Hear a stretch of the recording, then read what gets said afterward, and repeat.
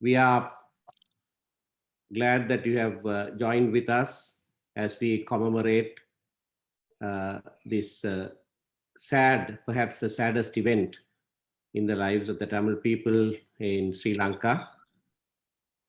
முதலிலே ஒரு நிமிட அஞ்சலிக்கு முன்பதாக விளக்குகளை ஏற்ற முடியுமானவர்கள் விளக்குகளை ஏற்றி ஒரு நிமிட அஞ்சலி செலுத்துவோம்.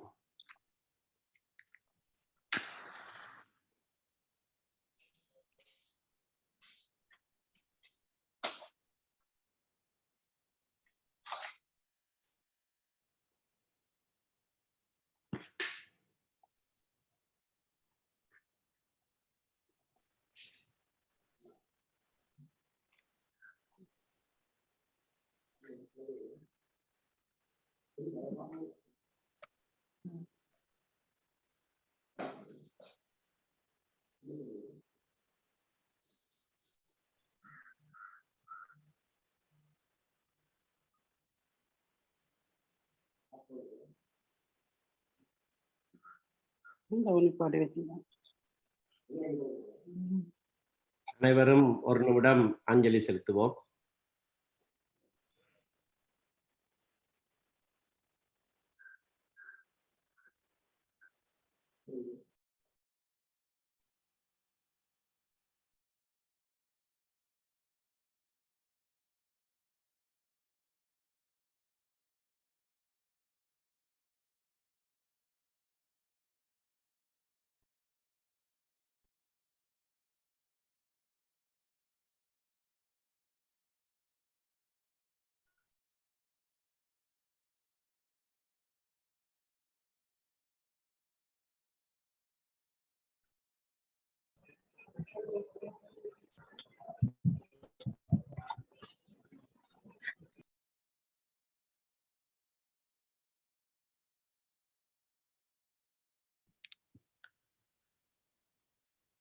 நிறைவு செய்து கொள்வோம்.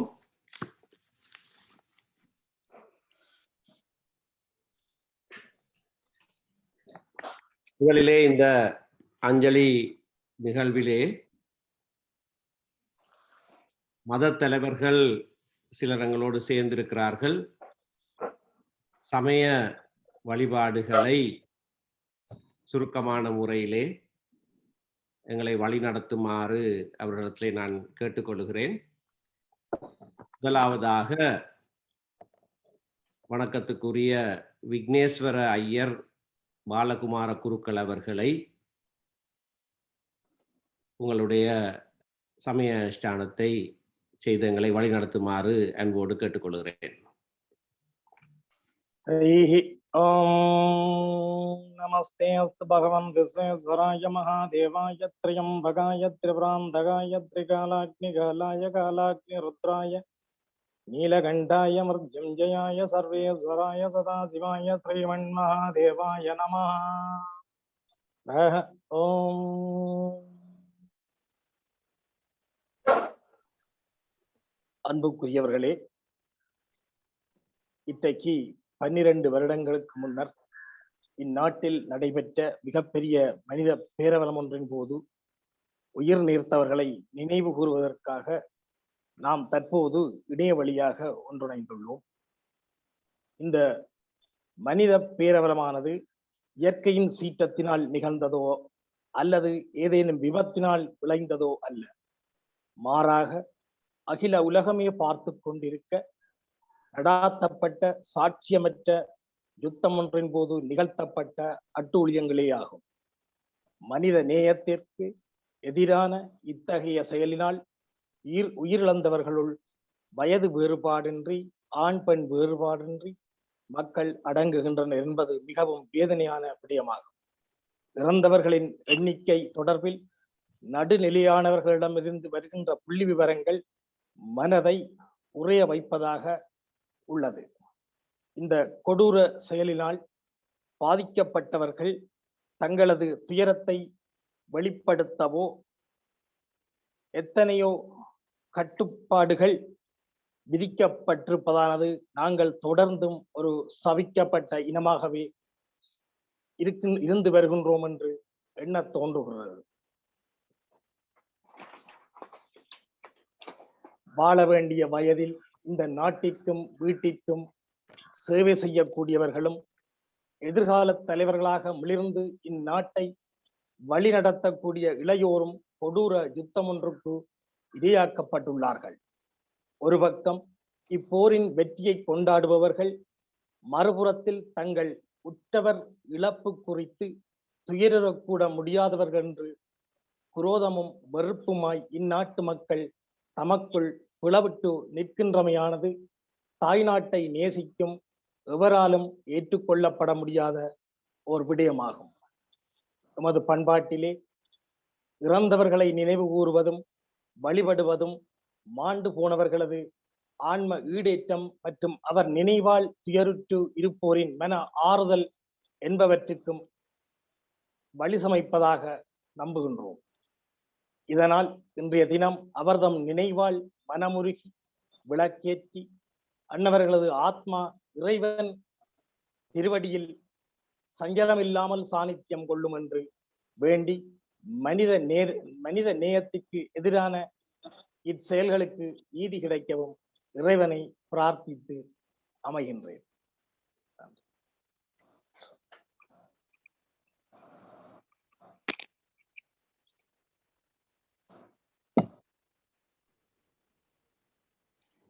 இப்பொழுது வணக்கத்துக்குரிய கலாநிதி எஸ்ஜே இமானுவேல் அடிகளார் அவர்களை எங்களை வழிநடத்துமாறு அன்போடு அழைக்கிறேன்.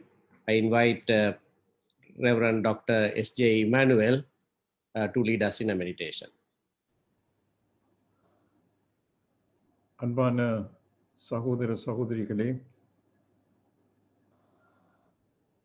இன்று நாங்கள் தமிழர்களாக இந்துவாக இருந்தாலும் சரி, இஸ்லாமிய சகோதரராக இருந்தாலும் சரி, கிறிஸ்தவர்களாக இருந்தாலும் சரி, எல்லாரும் ஒன்று கூடி நாங்கள் இந்த 12வது ஆண்டு அது நினைவேந்தலை செய்கின்றோம்.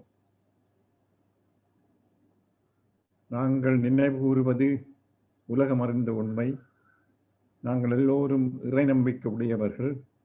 ஆகையினாலே எங்களுடைய நினைவேந்தல் இறைவனுடைய சன்னிதானத்திலே ஒரு மக்களுடைய அழுகை குரலும் வேண்டுதலுமாக இருக்கின்றது. இறைவனுடைய சன்னிதானத்திலே நாங்கள் இந்த நினைவேந்தலை செய்யும் பொழுது எங்களுடைய லட்சியம், எங்களுடைய நோக்கம் உண்மையிலே உண்மையை அடிப்படையாகவும் நீதியை அடிப்படையாகவும் அன்பை அடிப்படையாகவும் கொண்டிருக்கின்றன.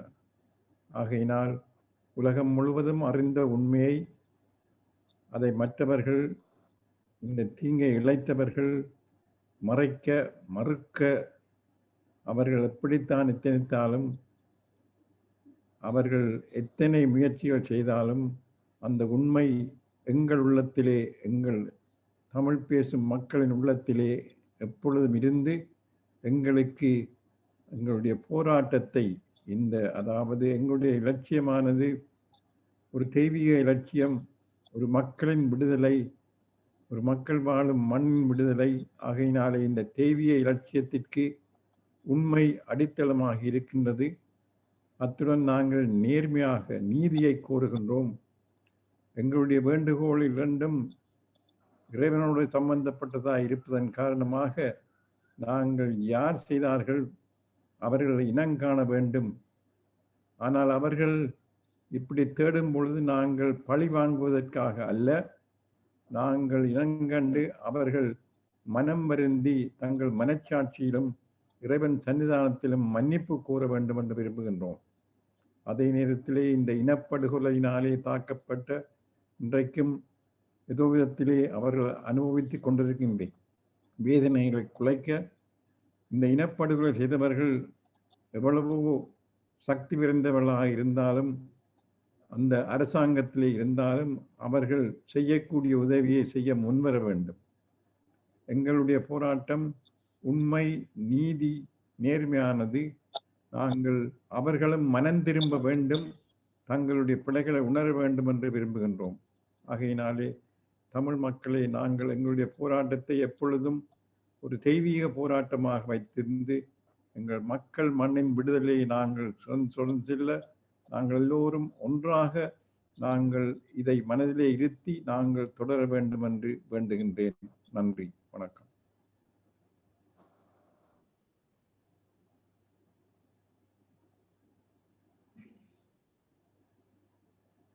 இதைத் தொடர்ந்து எங்களை வழிநடத்துமாறு தென்னிந்திய திருச்சபை யாழ் அத்தியட்சாதீன பேராயர் அதிவணக்கத்துக்குரிய கலாநிதி டேனியல் தியாகராஜா அவர்களை அழைக்கிறேன். I invite the Bishop in Jaffna of Jaffna Diocese of the Church of South India, Right Reverend Daniel Thiagaraja. கர்த்தாவே, ஆழங்களிலிருந்து உம்மை நோக்கி கூப்பிடுகிறேன். ஆண்டவரே, என் சத்தத்தை கேட்டருளும். என் விண்ணப்பங்களின் சத்தத்தை உமது செவிகள் கவனித்திருப்பதாக.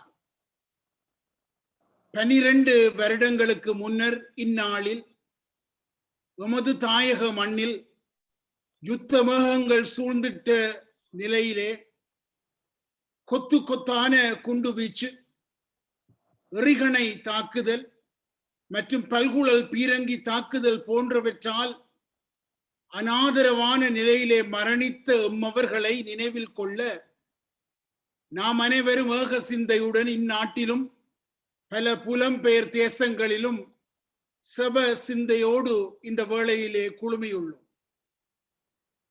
அந்நாளிலே பெற்றவர்கள் முன்பாக பிள்ளைகள், பிள்ளைகள் கண் முன்பாக பெற்றவர்கள், கணவன் முன்பு மனைவி, மனைவி பார்க்கையில் கணவன் என்றெல்லாம் உடல்கள் சிதறி மரணித்து அடக்கம் செய்ய வழியின்றி அவலக்குரல் எழுப்பி மாண்டிட்ட உடன் பிறப்புகளை ஒரு கணம் எண்ணி பார்ப்போம். மானிட வாழ்க்கையிலே நினைவு கூறுதல் அசைக்க முடியாத ஒரு அம்சம். நினைவு கூறுதல் மானிடத்துக்கு உரிய ஒரு உரிமை. அந்த நினைவு கூறுதலே இந்த நாளிலே மறுக்கப்படுகின்ற சூழமைவிலே அந்நாளில் மரணித்தவர்களை நாம் ஒன்றாக நினைவு கூர்ந்து கொண்டிருக்கிறோம். அன்பார்ந்தவர்களுடைய நினைவுகள் ஒரு பொழுதும் அழிவதில்லை. அவர்களை நாம் நினைவு கூறுவது அவர்களது சிறந்த வாழ்வுக்காக இறைவனுக்கு நன்றி செலுத்துவதற்காகும்.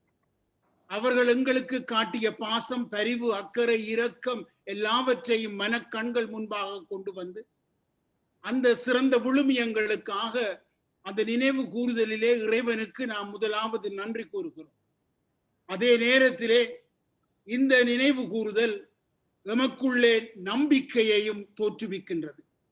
இந்த நம்பிக்கை எம்மை ஒரு பொழுதுமே வெட்கப்படுத்த மாட்டாது. இந்த நம்பிக்கை எதிர்காலத்துக்கான உறுதிப்பாட்டை எங்கள் எல்லாருக்குமே எப்பொழுதுமே வழங்கி இருக்கின்றது. இந்த நம்பிக்கை எம்முடைய அசைக்க முடியாத விடுதலை வேட்கைக்கு புத்துணர்ச்சியை எமக்கு கொடுக்கிறது. ஆர்ச் பிஷப் டெஸ்மண்ட் டூட்டு ஒரு தடவை சொன்னார், hope is being able to see that there is light despite all of the darkness. அனைத்து இருள் சூழ்ந்த வேளையிலும் ஒளி உண்டு என்பதை காண செய்வதே நம்பிக்கை. எங்களுக்கு இந்த நம்பிக்கை இன்று பிறக்கட்டும். அன்பான தமிழீழ அன்னையரே, தந்தையரே, சகோதர சகோதரிகளே, அருமை பிள்ளைகளே, மரணத்தை வெற்றி சிறந்த ஆண்டவர் எம்மோடு இருக்கிறார் என்ற நம்பிக்கை எம்மை வழிநடத்தட்டும். இதுதான் எம் நம்பிக்கையின் அச்சாரம். எல்லாவற்றையும் புதிதாக்குற ஆண்டவர் நம்மோடு இருக்கிறார். மாற்றுருவாக்கத்தை ஏற்படுத்துகிற ஆண்டவர் நம்மோடு இருக்கிறார். ஆகையால் மலைகள் விலகினாலும் குன்றுகள் அசைந்து போனாலும், ஏன் எம்முடைய அன்பார்ந்தவர்கள் எம் கண்கள் முன்பாக மடிந்து போனாலும், விடிவும் மீட்பும் புதிய ஒளியையும் தர வல்ல இறைவன் நம்மோடு இருக்கிறார் என்ற நிறைவுடன் இந்த நாளிலே நினைவு கூறல் நிகழ்வில் தொடர்ந்தும் கலந்துடுவோம் வாருங்கள் என்று அழைக்கிறேன். இந்த நினைவு கூறுதலுக்கூடாக இந்த உலகத்துக்கு நாம் என்ன சொல்ல போகிறோம்? உண்மையை பறைசாற்ற போகின்றோம். Truth telling. அந்த உண்மையை பறைசாற்றுவதற்கூடாக குற்றம் இழைத்தவர்களை சட்டத்தின் முன்பாக கொண்டு வர போகிறோம். அது மட்டுமல்ல, நீதியை நிலைநாட்ட அனைத்து எத்தனங்களையும் ஏறெடுக்க இருக்கின்றோம். ஜஸ்டிஸ். ஆகையினால் truth telling and justice, these are the two important aspects we now bring forward in our remembrance of our loved ones who died on that fatal day, 18th May in the year 2009. ஆகையினால் அன்பானவர்களே, இந்த உண்மை நிலைநாட்டப்படும் பொழுதும் விளம்பப்படும் பொழுதும் நீதி அங்கே எடுத்து நிலைநாட்டப்படும் பொழுதும் எங்களுடைய நினைவுகள் குணமாக்கப்படலாம். Our memories can be healed only when truth is told and justice is done. ஆகையினால் மரணத்தை வென்று சாவாமையையும் நித்திய வாழ்வையும் உறுதிப்படுத்திய ஆண்டவர் இயேசுவின் திருப்பெயரால் தமிழ் ஈழ மக்கள் அனைவரையும் அழைக்கிறேன். எம்முடைய இன்றைய நினைவு கூறுதல் எம்முடைய விடுதலை வேட்கைக்கு புத்து எழுச்சியை தரட்டும். தளர்ந்து போகாமல் சோர்ந்து போகாமல் விடிவை நோக்கி வீறு நடை போடுவோம் வாருங்கள் என்று ஆண்டவர் இயேசுவின் நாமத்தில் அழைக்கிறேன். பொறுப்பு கூறலுக்கும் நல்லிணக்கத்துக்குமாக நாம் சர்வதேச சமூகத்தை எம்முடைய அரசை இந்த நினைவு கூறுதலுக்கூடாக அழைக்கிறோம். இந்த நல்லிணக்கம் ஏற்படுவதற்கு உண்மை விளம்பப்படட்டும், நீதி நிலைநாட்டப்படட்டும், எங்கள் நினைவுகள் குணமாக்கப்படட்டும். இறைவன் தாமே எங்கள் ஒவ்வொருவரையும் இந்த நாளிலே மனதுக்கு சாந்தியையும் அமைதியையும் தந்து எமக்கு வேண்டிய தரிசன வீச்சை நிறைவாக ஈந்து எம்மை இந்த விடிவை நோக்கி வழி நடத்தட்டும் என்று நான் பிரார்த்திக்கின்றேன். இறைவன் ஆசீர்வதிப்பாராக. I now call upon Lee Rhiannon, former senator for New South Wales, fondly remembering her solidarity with us over so many years.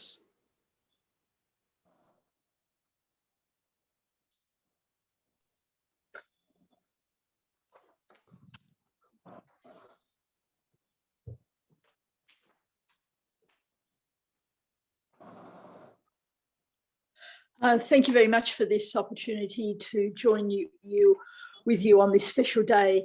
In Australia, there has been many special events over the past few days, marking May the 18th. And today I do believe that we stand together to commemorate the events of May 2009, when tens of thousands of Tamils were brutally murdered in the Mooloolaba massacre. I acknowledge members of the Tamil community and the parliamentarians from various countries on this webinar, and I appreciate the opportunity to be part of this global event to mark this most significant occasion. I do see that each year it grows stronger, which is incredibly important for what we have to achieve to honour the memory of so many people who lost their lives under the most shocking circumstances. And I do believe on this special day we must not forget the crimes inflicted on so many. An estimated 100,000 killed in that massacre. The atrocities during the war, bombing civilian areas and makeshift hospitals, inflicted shocking deaths and injuries on so many. The ongoing disappearances and kidnappings targeting Tamils post-2009 that continue to this day. And then there are the extrajudicial killings of Tamil people and the rape of so many women and also men. The Tamil cause for peace, justice and has many friends in Australia, and I really would like to emphasise that to the many people who are on this event from many countries. However, unfortunately, we do need to put on the record that Australian authorities, successive federal governments and security and police agencies in this country have failed to defend human rights of Tamils while fostering a close supportive relationship with Rajapaksa and other right-wing Sri Lankan regimes. The human rights of Tamils have been and continue to be abused because of the actions of both Labor and coalition governments. Australian federal police officers have regularly travelled to Sri Lanka to train local police and security. Last month, the Australian Border Force gifted surveillance drones to Sri Lankan police. In 2013, Australia donated Navy vessels to that country. Now, all this is called bilateral aid, but it's sinister. It's about Australian authorities attempting to stop Tamils escaping torture and oppression to seek asylum here, something that they have the right to do under international law, the international treaties on conventions I'm referring to there, something that is denied to so many people, not just from Sri Lanka. It's one of the shocking things that is happening in Australia at the moment. In 2013, I personally witnessed the suffering of the Tamil people. As an Australian senator at the time, I travelled to the north of Sri Lanka and I saw the land grabs of the Sri Lankan military. I met displaced villagers and heard about the fears of Tamil refugees forced to leave Australia and forcibly return to Sri Lanka. For all these challenges, I do believe we can win Tamil demands for justice, peace and freedom. Now, we know it will not be easy, but it is possible. History shows us that the struggles of the people of South Africa, East Timor and Vietnam were up against similar challenges. They won through a combination of great courage, an enduring characteristic of the Tamil people, and international solidarity. We need to grow the global movement of support for Tamil justice. That is happening today with events around the globe being held to commemorate the tragedy of 2009.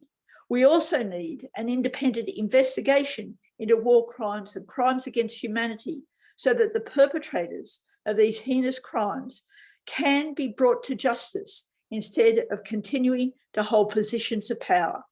I believe that day is coming, our voices becoming stronger. It is a great honour to participate in this event. Thank you very much.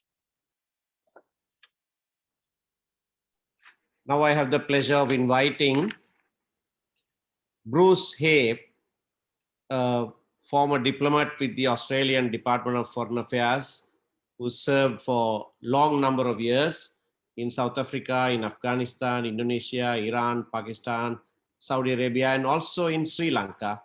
Bruce, it's your time. Thank you. Can you see me? Yeah. Technically, I'm challenged. Can you see me? Yes. Okay. Yes, we can see. I'm honoured to be asked to be part of this gathering this evening. I remain as shocked today as I was in 2009, and I join with all of you in expressing my deepest sympathy, and also those of many other people in Australia, as Lee Rhiannon has just said. And I join with her remarks and I endorse everything that she said. These are difficult times. They're difficult times in Sri Lanka, they're difficult times in Australia, and they're difficult times in the Middle East. We can see what's happening at the moment with respect to Palestine and the genocide that America and Israel is carrying out and that America is allowing to happen. We have a changing world with the growth of the Chinese economy and the expansion of its desire to have a greater role in world affairs. How that plays out, I haven't any idea, but it is and it will be substantial and it will change the world. In these dark times, and I lived in South Africa in the middle of apartheid and got to know many of the Black South African leaders. In these dark times for the Tamils in Sri Lanka and indeed in many other countries, this is the time, it seems to me, when other avenues are closed, when violence is being perpetuated against the Tamils in the north, where people are dispossessed and broken-hearted. It seems to me that this is the time when Tamils have to show what they're made of.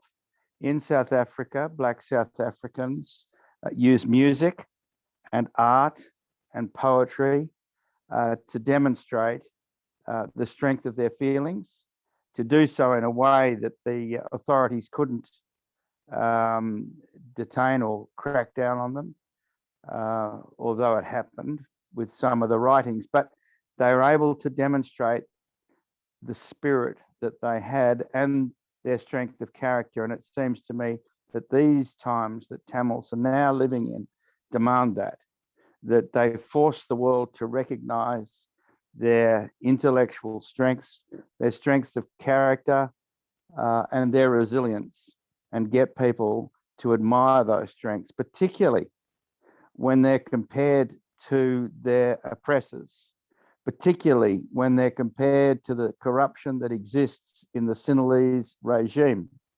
If they can stand apart from that, if they can be different than that, if they can, by their own strengths of character, show that they are better and that they have great ability to move together, but also to demonstrate to the rest of the world what is possible and what is good, to be a force for good. I don't want to overstress it because it's very, very hard to do that, but it is possible. And I think at the moment it's probably one of the few courses of action that are open. And on that note, I'd just like to say again how much I feel for you all and how much pain that I, in my small way, have picked up from all of you. And I can only hope that that in going through life now, there is some solace, there's some light at the end of the tunnel. I personally have the greatest respect for all the Tamils that I've met, and I've made some very good friendships, and I cherish those friendships very much. Thank you.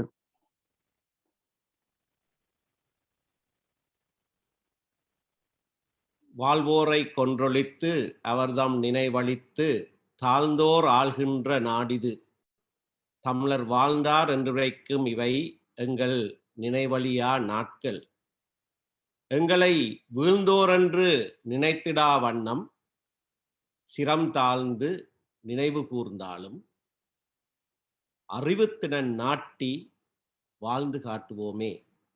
நன்றி. சாயந்தன். இப்பொழுது இலங்கை தமிழரசு கட்சியின் தலைவரும் முன்னாள் நாடாளுமன்ற உறுப்பினருமாகிய அண்ணன் மாவை சேனாதராஜா அவர்கள் உரையாற்றுவார்.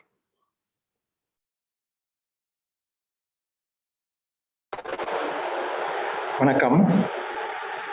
முதலிலே இன்று முள்ளிவாய்க்கால் மே 18ஆம் நாள் நினைவு நிகழ்ச்சி நடந்து கொண்டிருக்கின்ற நிலையில் இந்த நிகழ்ச்சியை ஒழுங்கு செய்தமைக்காக நிச்சயமாக நான் நன்றி சொல்ல வேண்டும். முள்ளிவாய்க்காலுக்கு நாங்கள் செல்ல முடியாது விட்டாலும் கொரோனா வைரஸ் அல்லது அரசுடைய தடைகள் கட்டுப்பாடுகள் தடையாக இருந்தாலும் இவ்வாறான நிகழ்ச்சிகள் மிகவும் பொருத்தமானது என்று நான் நினைக்கின்றேன். தமிழரசு கட்சி அலுவலகத்தில் முன்னர் எத்தனையோ தடவைகள் இராணுவம் குவிக்கப்பட்ட நிலையிலும் இந்த முள்ளிவாய்க்கால் நிகழ்ச்சிகளை நாங்கள் நடத்தி வந்திருக்கின்றோம். சற்று முன்னர் சரியாக 6 மணிக்கு இந்த அலுவலகத்திலும் நாங்கள் அந்த நினைவு கூறுதல் நிகழ்ச்சியை நடத்தி சற்று பிந்திவிட்டேன் என்று நினைக்கின்றேன். மன்னிப்பு கேட்டுக்கொண்டு நான் சில வார்த்தைகளை சொல்ல வேண்டும் என்று விரும்புகின்றேன்.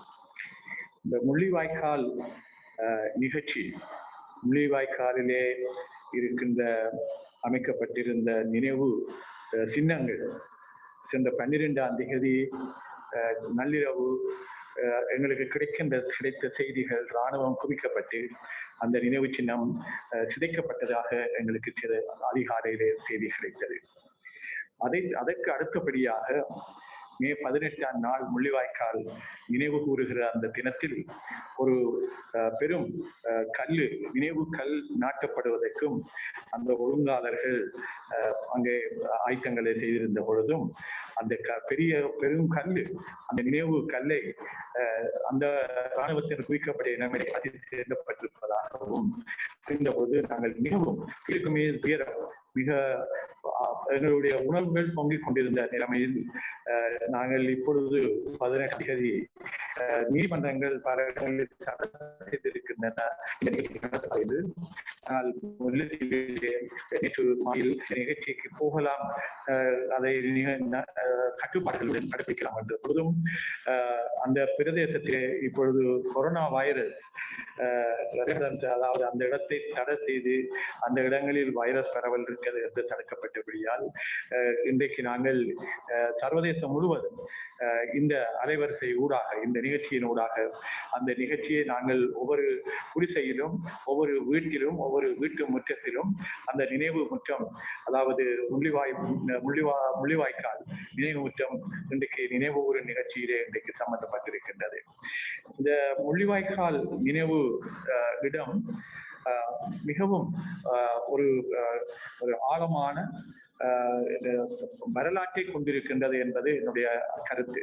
என்னுடைய அறிக்கையிலே நான் குறிப்பிட்டிருந்தேன். இந்த முள்ளிவாய்க்கால் நிலம் 70 ஆண்டு அதாவது 7 தசாப்தங்களில் இலங்கை தமிழர்களுடைய இனப்பிரச்சனை தீர்க்கப்படாத காரணத்தினால் தந்தை செல்வாவோடு ஆரம்பித்த போராட்டங்கள், நாங்கள் இறமையுள்ள மக்கள், நாங்கள் எங்கள் தேசத்திலே எங்கள் மக்களுக்கு தாங்களே ஆளுகின்ற உரிமை வேண்டும் என்று போராட்டங்கள் நடத்தி இருக்கின்றோம். அந்த காரணங்களால் இலங்கையிலே இந்த 7 தசாப்தத்தில் நடைபெற்ற கலவரங்கள் அல்லது ஜனநாயக ரீதியாக நடைபெற்ற அறவழி போராட்டங்கள், அதற்கு பிறகு போர், அந்த போர்கள் எல்லையிலே அந்த போல் எல்லை வரைக்கும் லட்சக்கணக்கான மக்கள் என்னுடைய தாயக பிரதேசத்திலும் ஏனைய பிரதேசங்களிலும் கொல்லப்பட்டிருக்கின்றார்கள், அழிக்கப்பட்டிருக்கின்றார்கள். எங்கள் இனம் அழிக்கப்படும் உச்ச நிலைக்கு இன்றைக்கு வந்திருக்கின்றது. அத்தனை வரலாறுகளையும் இன்றைக்கு சர்வதேச அரங்கிலும் இந்த போர்க்குற்றங்களுக்கு எதிராக அந்த அதாவது ஆணையாளர் மனித உரிமை பேரவை ஆணையாளருக்கு அந்த போர்க்குற்றங்களை சர்வதேச நீதிமன்றத்திலே எடுத்து செல்வதற்கான ஆவணங்களை தயாரித்து மேலும் ஏற்கனவே பதியப்பட்ட ஆவணங்களுக்கு மேலதிகமாக அதை வலுவடை செய்வதற்காக ஒரு சர்வதேச குற்றவியல் விசாரணைக்கு இந்த நாட்டில் நடைபெற்ற இன அழிப்பு, போர் குற்றங்கள் போன்றவைகளை விசாரணை நடத்தி நடவடிக்கை எடுப்பதற்காக அது இன விடுதலைக்கு இன்னும் பலம் சேர்க்கும் என்ற நோக்கத்தோடு சென்ற மனித உரிமை பேரவையிலே கூட 46(1) தீர்மானத்தில் அந்த தீர்மானத்தின் ஊடாக பல நாடுகள் இந்த போர்க்குற்றத்திற்கான ஆவணங்களை மனித பேரவையின் ஊடாக மனித பேரவையிலே தீர்மானத்தை நிறைவேற்றுவதற்கான விதிமுறைகள் இல்லாட்டாலும் ஆனால் நிறைவேற்றப்பட்ட தீர்மானம் மனித உரிமை பேரவை ஆணையாளருக்கு வழங்கி இருக்கின்றது. அவருடைய அறிக்கையின் படியும் கூட அந்த சந்தர்ப்பத்தில் நாம் எல்லோரும் ஒன்றுபட்டு பல நாடுகளில் இருக்கின்றவர்களும் புலம்பெயர்ந்தவர்களும் அந்த ஆவணத்தை வலுப்படுத்துவதற்காக நாங்கள் ஒற்றுமையாக ஒரே குரலில் நாங்கள் உழைக்க வேண்டும் என்பது இந்த சந்தர்ப்பத்திலே நாங்கள் குறிப்பிட்ட வேண்டிய குறிப்பிட்ட பொருளாக இருக்கின்றது. இரண்டாவது, எங்களுடைய இனம் இந்த 7 தசாப்தங்களிலும் எவ்வளவு தூரம் அழிக்கப்பட்டிருக்கிறது என்பது, எவ்வளவு தூரம் எங்களுடைய தேசம் குடியேற்றங்களினால் சிங்கள குடியேற்றங்களினால் படிப்படியாக இனப்பரம்பல் குறைக்கப்பட்டு மிக சிறிய ஒரு தொகையை கொண்ட மக்களாக ஒரு உரிமைக்கு போராடுவதற்கு அருகதை அற்றவர்களாக ஆக்கப்பட்டிருக்கிறார்கள். அந்த அழிவு தொடர்கிறது, தேசம் அழிவுக்குள் ஆகி இருக்கின்றது, எங்களுடைய மக்கள் அழிந்து கொண்டிருக்கிறார்கள் என்பது எல்லாம் இந்த வரலாற்று சின்னம் முள்ளிவாய்க்காலிலே இருக்கின்ற வரலாற்று சின்னம் எடுத்து காட்டியிருந்தது. அந்த வரலாற்றை சின்னத்தை கூட அந்த வரலாறு இருக்கக்கூடாது என்ற காரணத்துக்காகவும் மக்களுடைய பண்பாடு, நாகரிகம், தங்களுடைய உறவுகள் இழந்தால் அவர்கள் அஞ்சலி செலுத்துவது, கண்ணீர் விட்டு அழுது ஆறுதல் பெறுவது, அவர்களுக்காக மக்களவைகளில் நம்பிக்கை கொண்டவர்கள் அதாவது அவர்களுக்காக வணக்கத்தலங்களிலே அல்லது ஈமக்கடன் செய்வதிலே ஈடுபடுகின்ற அந்த நாகரிகத்தை எல்லாம் இந்த ஆட்சியினர், இராணுவத்தினர் அழித்து விடுவதற்கு எடுத்த நடவடிக்கை தான் 12ஆம் தேதி இரவுக்கு பின்னர் அந்த நினைவு சின்னம், முள்ளிவாய்க்கால் நினைவு சின்னம் சிதைக்கப்பட்டதும் அந்த பெருங்கல் நினைவுகள் அப்புறப்படுத்தப்பட்டதும் என்று நாங்கள் கருத வேண்டியிருக்கின்றது. அதுதான் உண்மையும் கூட. இந்த நாட்டில் எங்களுடைய இனம், எங்களுடைய தேசம் விடுதலை பெறுவதற்காக நாங்கள் அனைவரும் ஒன்றுபட்டு இந்த நிகழ்ச்சியின் ஊடாகவும் இன்று அந்த நிகழ்ச்சியை அந்த இடத்திலே நாங்கள் கொரோனா வைரஸ் காரணமாக என்று சொன்னாலும், அல்லது இராணுவம் வேறு வகையில் எத்தனை தடைகளை நீதிமன்றங்களுக்கு ஊடாக தடை விதித்திருந்தாலும், நாங்கள் இந்த நிகழ்ச்சியை நினைவு கூற வேண்டிய கடப்பாடு பொறுப்பு எங்களுக்கு இருக்கின்றது.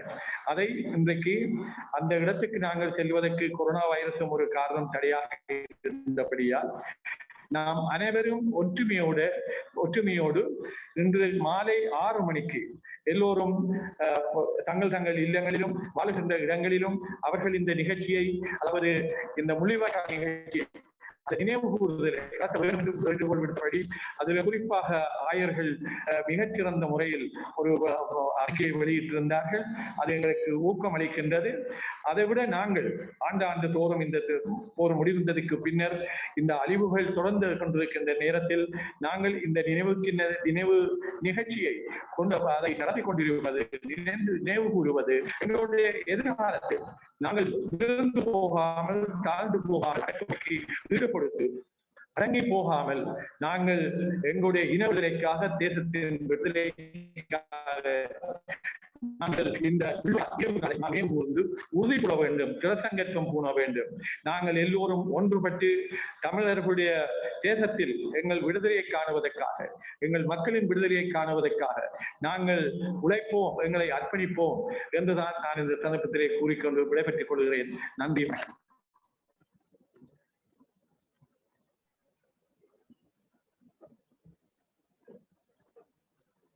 அடுத்ததாக நாடாளுமன்ற உறுப்பினரும்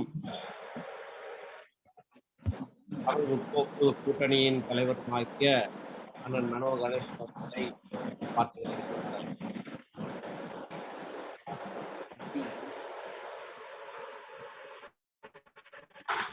12 ஆண்டுகளுக்கு முன்னாலே நிகழ்ந்துவிட்ட மிகப்பெரிய தமிழ் மனித பேரழிவில் தன் உயிர்களை இழந்த, வாழ்க்கையை இழந்த, பல்வேறு இன்னல்களை சந்தித்த உறவுகளுக்கும், உறவுகளை இழந்து தவிக்கும் உறவுகளுக்கும் இந்த அஞ்சலிகளையும் எங்களது கவலை பகிர்வையும் தமிழ் போக்கூட்டணி சார்பாக வடகிழக்கு வெளியே வாழ்ந்து கொண்டிருக்கூடிய, மலையகம் உட்பட நாடெங்கும் வாழ்ந்து கொண்டிருக்கூடிய தமிழ் மக்கள் சார்பாக தெரிவித்துக் கொள்கின்றேன். ஆரம்பத்திலே இத்தகைய ஒரு காத்திரமான நிகழ்வை இணைய வெளி அரங்கம் மூலமாக ஏற்பாடு செய்த நண்பர் சுமந்திரன், தமிழ் தேசிய கூட்டமைப்பின் பேச்சாளர் அவர்களுக்கு நன்றியை தெரிவித்துக் கொள்ள விரும்புகின்றேன். ஏற்கனவே 70 வருடங்களுக்கு மேற்பட்ட தமிழர் உரிமை போராட்டத்திலே பல்வேறு துன்பங்களை, துயரங்களை, கஷ்டங்களை, கண்ணீரை எல்லாம் நாம் சந்தித்திருக்கின்றோம். பல்வேறு அணுகுகளை சந்தித்திருக்கின்றோம்.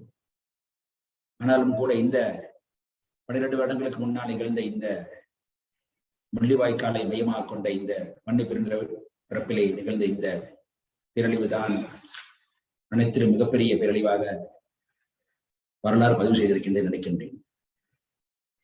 இன்று அந்த பேரழிவிலே தங்களை இழந்த உறவுகளுக்கு அஞ்சலி செலுத்தும் அதே வேளையிலே அந்த அஞ்சலியுடன் சேர்த்து நாங்கள் 3 முக்கிய விவகாரங்களை கவனிக்க வேண்டும் என்று நான் நினைக்கின்றேன். ஒன்று, நிகழ்ந்த அந்த பேரழிவின் மூலமாக அநீதியை சந்தித்த இந்த உறவுகளுக்கான நீதியை நாங்கள் பெற்றுத்தர வேண்டும் என்று நினைக்கின்றேன். அதுக்கு ஆத்திரமான ஒரு செயற்பாடு. அது இப்பொழுது செயலாட்டப்பட்டுக் கொண்டிருப்பதாக நான் நினைக்கின்றேன். இறுதியாக நிகழ்ந்த ஐநா மனித ஆணையகத்தின் தீர்மானத்தின் மூலமாக இவ்வருடம் செப்டம்பர் மாதமும், அடுத்த வருடம் மார்ச் மாதமும், அதையடுத்து அடுத்த வருடத்து செப்டம்பர் மாதமும் அந்த ஐநா மனித ஆணையகத்தின் செயல்பாட்டின் மூலமாக படிப்படியாக, மெதுவாக ஆனால் உறுதியாக நீதியை பெற்றுக்கொள்ளும் அந்த இலக்கை நோக்கி நாங்கள் நகர்ந்து கொண்டிருப்பதை நான் பொறுப்புடன் இந்த இடத்திலே நினைவுபடுத்த விரும்புகின்றேன். சர்வதேசத்தின் அழுத்தம், சர்வதேச தலையீடு இல்லாமல் இலங்கை அரசாங்கம், குறிப்பாக ராஜபக்ச அரசாங்கம் எந்தவித நகர்வையும் அது முன்னெடுக்காது என்பதை நாங்கள் அனுபவ ரீதியாக அறிந்திருக்கின்றோம். ஆகவே அந்த நீதி என்ற இலக்கை நாங்கள் நோக்கி நகர்ந்து கொண்டிருக்கின்றோம் என்பதை இந்த இடத்திலே தன்னுரை இழந்த அந்த உறவுகளுக்கு அஞ்சலி செலுத்தும் வேளையிலே நான் நினைவுபடுத்திட விரும்புகின்றேன். அதே போல இத்தகைய பேரழிவு மீண்டும் ஒரு முறை நிகழ்ந்து விடாமல் இருப்பதற்கான பாதுகாப்பு கவசத்தையும் நாங்கள் ஒட்டுமொத்தமாக இலங்கையில் இருக்கக்கூடிய தமிழ் மக்களின் அரசியல் தலைமைகள் ஒன்றாக ஒன்றுபட்டு நின்று கவசத்தை படிப்படியாக உறுதியாக சொன்னது போல சர்வதேச சமூகத்தின் துணையுடன் அறிவுறுத்தலுடன் ஏற்படுத்திக் கொண்டிருப்பதையும் நாங்கள் இந்த இடத்திலே நாங்கள் உறுதியாக நான் ஞாபகப்படுத்திட விரும்புகின்றேன். அதே போல கடைசியாக 3வது விஷயமாக 70 வருட உரிமை போராட்டத்திலே பல்வேறு சந்தர்ப்பங்களில் நாங்கள் பல அடிகளை முன்னால் எடுத்து வைத்திருக்கின்றோம், சில அடிகளை பின்னாலும் எடுத்து வைத்திருக்கின்றோம். எப்படி இருந்தாலும் கூட இந்த 12 வருடங்களுக்கு நிகழ்ந்த இந்த பேரழிவின் வரை நாங்கள் கடந்து வந்த பாதையிலே, அரசியல் பாதையிலே பல இடங்களில் நாங்கள் காய் நகர்த்துவதிலே, அரசியல் முன்னெடுப்புகளிலே பல விஷயங்களை செய்யாமல் இருக்கின்றோம், செய்ய தவறியும் இருக்கின்றோம். ஆகவே அந்த வரலாறு 12 வருடங்களுக்கு முன்னால் நிகழ்ந்த இந்த பேரழிவு பல பாடங்களை எங்களுக்கும் கற்றுத்தந்திருப்பதாக நினைக்கின்றேன். அந்த பாடம் கற்றுக்கொண்டது மூலமாக இனிமேல் தொடர்ச்சியாக நாங்கள் எங்களது முன்னெடுப்புகளிலே, காய் நகர்த்தல்களிலே, உள்நாட்டிலே இருக்கலாம், வெளிநாட்டிலே இருக்கலாம், தேசத்தில் இருக்கலாம், சர்வதேசத்தில் இருக்கலாம், இங்கே இருந்தாலும் கூட அந்த காய் நகர்த்தல்களை நாங்கள் சரியாக செய்வதற்கு எங்களுக்கு அது வழிகாட்டியாக அமைந்திருக்கின்றன. ஆகவே அந்த வழிகாட்டியாக எங்களுக்கு அந்த பாடம் கற்றுத்தந்ததிலும் கூட 12 வருடங்களுக்கு முன்னாலே தன் உயிரை இருந்து பேரழிவு சந்தித்த எங்களது உடன்பிறப்புகள் அதுக்கு காரணமாக அமைந்திருக்கின்றார்கள் என்பதையும் கூறிக்கொண்டு மீண்டும் தென்னிலங்கையில வாழக்கூடிய, மலையத்தில் வாழக்கூடிய தமிழ் உடன்பிறப்புகளை, தமிழ் மக்களின் அஞ்சலிகளையும் கவலை பகிர்வையும் சந்தர்ப்பத்திலே தமிழ் போக்கூட்டணி தலைவராக இந்த இடத்திலே அறிவித்துக் கொள்ள விரும்புகின்றேன். நன்றி. I now invite Representative Daniel K. Davis, U.S. representative from Illinois and the 7th Congressional District, and a long-standing supporter of Tamils for justice and political equality. Congressman Danny Davis also spearheads the U.S. Congressional Caucus on Ethnic Religious Freedom in Sri Lanka.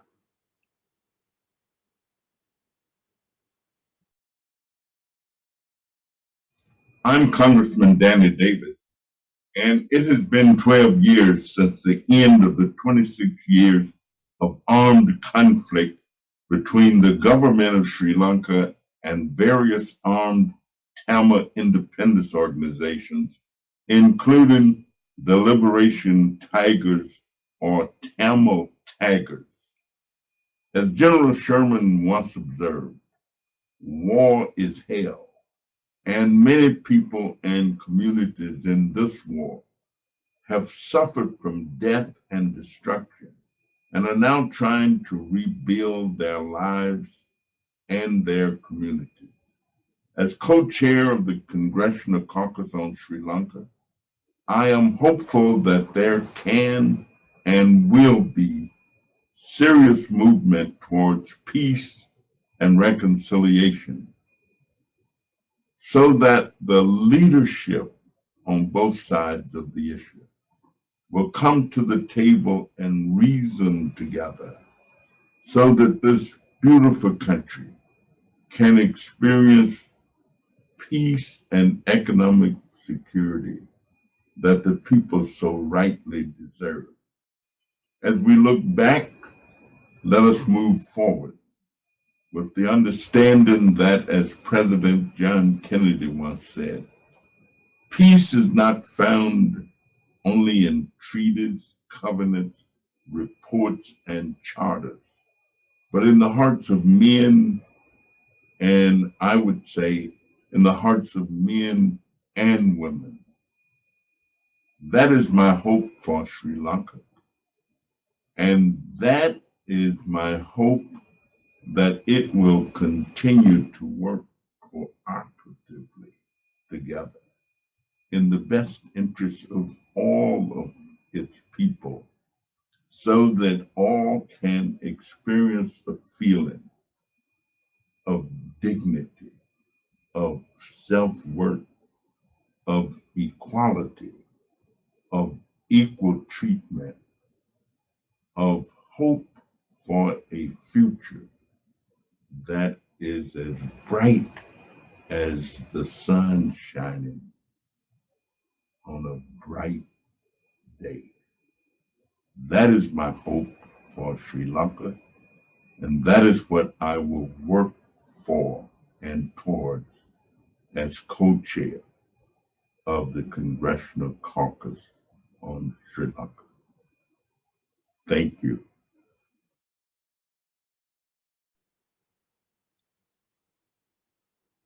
இப்போது சமாதான ஆர்வலர் இளைஞன் அணிநிலவன் புவனேசன் அவர்களை சிறிய நினைவு பகிர்வு செய்யுமாறு அன்போடு அழைக்கிறேன். அனைவருக்கும் வணக்கம்.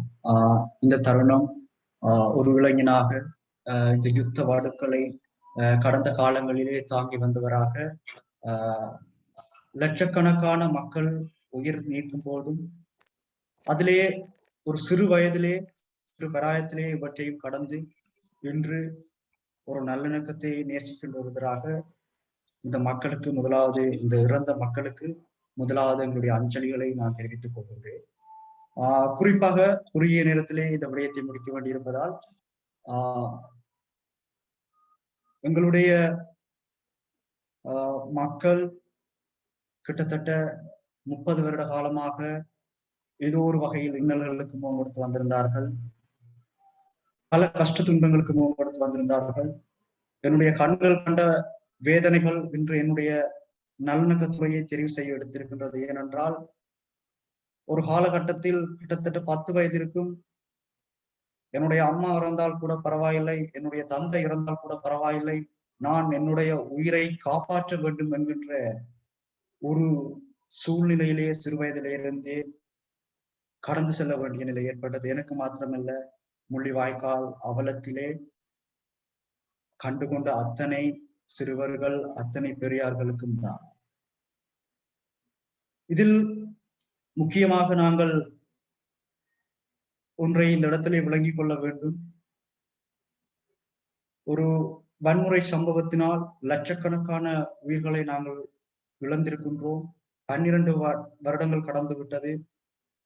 இன்னும் ஒரு தீர்வு கூட எங்களுக்கு கிடைக்கவில்லை என்றால், இனியாவது நாங்கள் நேர்மையான முறையில் தூய அறவழியினூடாக எங்களுக்குரிய தீர்வினையும் உரிமையினையும் பெற்றுக்கொள்வதுதான் நாங்கள் இழந்த இந்த இலட்சக்கணக்கான உயிர்களுக்கு செய்கின்ற ஒரு பாரிய தியாகம், பாரிய ஒரு நன்றி கடன் என்று நான் நினைக்கின்றேன். அவர்களுடைய ஆத்மா சாந்தி அடைய வேண்டும் என்றால் நிச்சயமாக இளைஞர்கள் சரி, இந்த காலகட்டத்தில் இருக்கின்ற அரசியல் பரப்பில் இருக்கின்ற அரசியல் பிரமுகர்கள் சரி, நாங்கள் இழந்த இத்தனை உயிர்களுக்கும் நன்றி கடனாக அவர்கள் உயிர் நீத்தது இந்த முள்ளிவாய்க்காலிலே அதன் ஒரு பிரதிக்கடனாக நாங்கள் அனைவரும் ஒன்று சேர்ந்து நிச்சயமாக ஒரு தீர்வினை பெற்றுக் கொடுக்க வேண்டிய கடப்பாட்டில் இருக்கின்றோம். அதனை தொடர்ந்து நாங்கள் அந்த இலக்கை நோக்கி பயணிக்க வேண்டும். மேலும் இளைஞர்களுக்கு ஒரு விடயத்தை கூற விரும்புகின்றேன். 12 வருடங்கள் கடந்து விட்டு எங்களுக்கு நியாயமான முறையில் எங்களுடைய உறவுகளை நாங்கள் கொண்டாடக்கூட அவர்களை நினைவு கூற முடியாத சூழ்நிலையிலே இருக்கின்றோம். நிச்சயமாக அதனை கடந்து வருகின்ற வருடங்களில் நியாயமான முறையிலே அதற்கான ஒரு தீர்வினை பெற்று நாங்கள் பயணிக்க வேண்டும் என்று ஒரு சக இளைஞராக கேட்டு இந்த சந்தர்ப்பத்துக்கு நன்றி. நன்றி.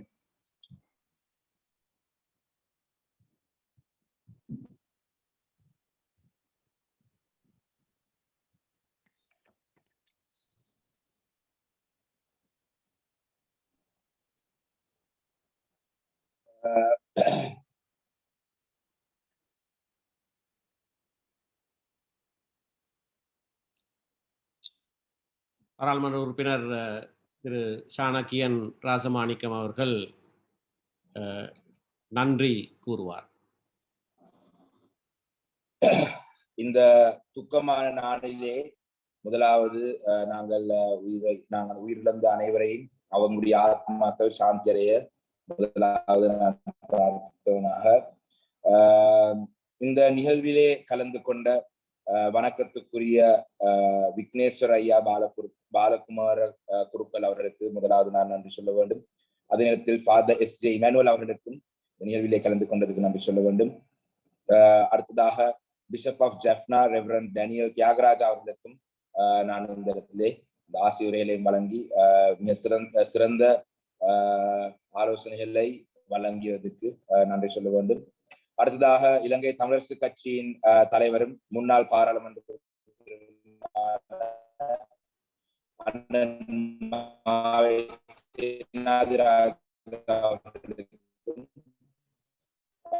நான் இந்த நன்றி சொல்ல வேண்டும். அடுத்ததாக பாராளுமன்ற உறுப்பினரும் தமிழர் முற்போக்கு தமிழர் கூட்டணியின் தலைவரும் அண்ணன் மனோ கணேசன் அவர்களுக்கும் நன்றி சொல்ல வேண்டும். குறுகிய காலத்துக்குள் வழங்கப்பட்ட அந்த அழைப்பை ஏற்று இந்த நிகழ்வில் கலந்து கொண்டதுக்கு. அடுத்ததாக next I would like to thank Lee Rhiannon, former senator for New South Wales in Australia, especially considering the time. Thank you for taking the time to join this Zoom call. Next, I'd like to thank the senior diplomat Bruce Hay for taking your time to provide your insight on this program. Also, I would like to thank Representative Danny Davis for providing us with a message on this regarding this program. Next, I would like to also thank Anilavan Ponesan, சமாதான ஆர்வலர் அன்லவன் போனேசன் அவர்களுக்கு அடுத்ததாக நான் நன்றி சொல்ல வேண்டும். இளைஞர்களுக்கு மிக ஆக்கப்பூர்வமான கருத்துக்களை அதே நேரத்தில் எதிர்காலத்தை நோக்கி போவதற்கான அந்த தைரியமான சில வார்த்தையாக இந்த நேர்காணலை இந்த ஜூம் ஊடாக நாங்கள் செய்யும் இந்த நிகழ்ச்சியை சில நேரங்களில் உங்களுக்கு நேரடியாக பார்க்க முடியாவிட்டாலும் கூட இதை இன்னும் சில மணித்தியாலங்களுக்கு பிறகு நேர்காணலா இல்லாவிட்டாலும் நீங்கள் இதை பார்க்கும் உங்கள் அனைவருக்கும் நன்றி சொல்ல வேண்டும். டெக்னிக்கல் சப்போர்ட் வழங்கிய அனோஜன் அவர்களுக்கும் அவருடைய குழுவினருக்கும் நன்றி சொல்ல வேண்டும். என்றால் இந்த இணைய வழியினூடாக இவ்வாறான நிகழ்ச்சிகள் ஏற்பாடு செய்வது லேசான ஒரு விடயம் அல்ல. அனைவரையும் இணைத்தெடுத்து செய்வது ஒரு மிக சிரமமான விடயம். இது தொடர்பாக நீங்கள் காட்டிய ஆர்வத்துக்கும் நான் இந்த இடத்தில் நன்றி சொல்ல வேண்டும்.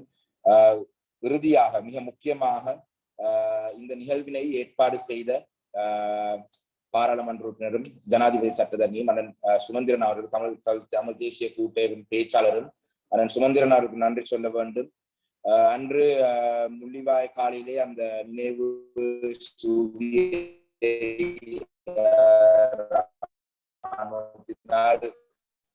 அளித்த பொழுது நாங்கள் இந்த வருடம் எவ்வாறு எங்களுடைய இந்த முள்ளிவாய்க்கால் நினைவேந்தலை செய்வோம் என்ற ஒரு யோசனையோடு இருந்த பொழுது இந்த ஜூமின் ஊடாகலாவது நாங்கள் இதை நிச்சயமாக செய்ய வேண்டும் என்று அந்த சிந்தனையை முன்வைத்தவர்களுக்கு முதலாவது நன்றி சொல்ல வேண்டும். ஏனென்று சொன்னால் நாங்கள் எந்த தடையையும் தாண்டி கடந்த காலத்திலே தடைகளை தாண்டி நாங்கள் எவ்வாறு எங்களுடைய நினைவேந்தல் நிகழ்வுகள் செய்திருந்தோமோ அதே வழியில மூன்றாவது அலை காரணத்தினால் அதை நாங்கள் இணைத்த நேரத்தில் இந்த யோசனை முன்வைத்து அனைவரையும் ஒழுங்குபடுத்தி எங்களுக்கு இந்த சந்தர்ப்பத்தை ஏற்படுத்தி தந்த கௌரவ பாராளுமன்றத்திலும் சட்டத்தரணியும் ஜனாதிபதி சட்டத்தரணியும் அண்ணன் சுமந்திரனாருக்கும் நன்றி சொல்ல வேண்டும். மீண்டும் ஒரு முறை நான் இதில் நன்றி சொல்வதற்கு எவரையாவது மறந்திருந்தால் நீங்கள் மன்னித்துக் கொள்ள வேண்டும். ஆனால் கலந்து கொண்ட அனைவருக்கும் இதுல கருத்து அனைவருக்கும் இதை இந்த நிகழ்ச்சியை சக்சஸாக முடிக்கிறதுக்கு உதவிய அனைவருக்கும் நன்றி.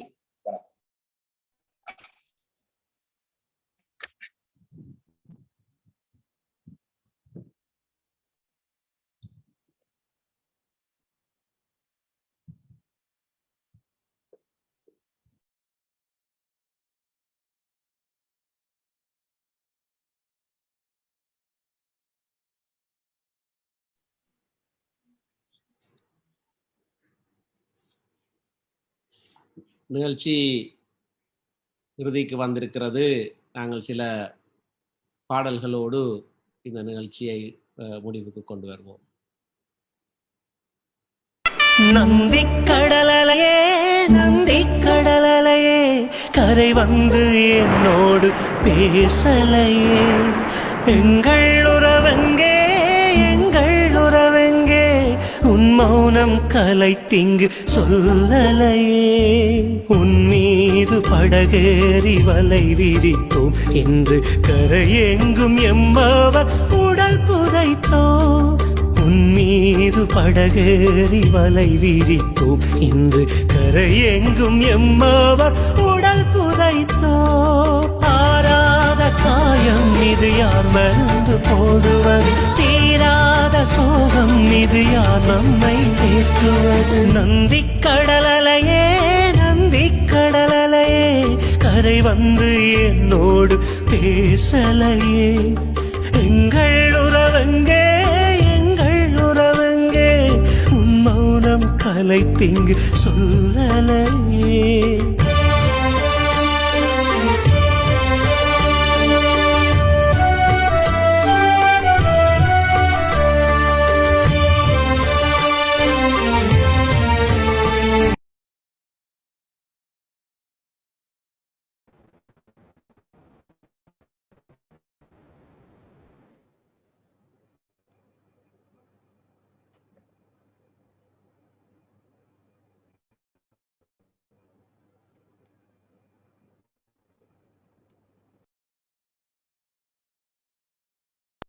நாம் நடந்த தெருக்களெல்லாம் நம்மவரின் புதை குழிகள், உடல் சிதைந்து உருக்குலைந்த உறவுகளின் சடலங்கள். மலியோடு நாம் அன்று அழுத போது அதை கேட்க ஒரு தெய்வம் வரவில்லையே. மலியோடு நாம் அன்று அழுத போது அதை கேட்க ஒரு தெய்வம் வரவில்லையே. உயிரிருந்தும் தடைப்பிணமாய் ஊர் பிரிந்தோ ஓரினமாய், நெஞ்சினுள் கனவினை சுமந்தபடி விடியலை தேடி நாம் ஓடுகிறோம். நந்தி கடலையே நந்தி கடலையே கரை வந்து என்னோடு பேசலையே, எங்கள் உறவெங்கே எங்கள் உறவெங்கே, உன் மௌனம் கலைத்திங்கு சொல்லலையே.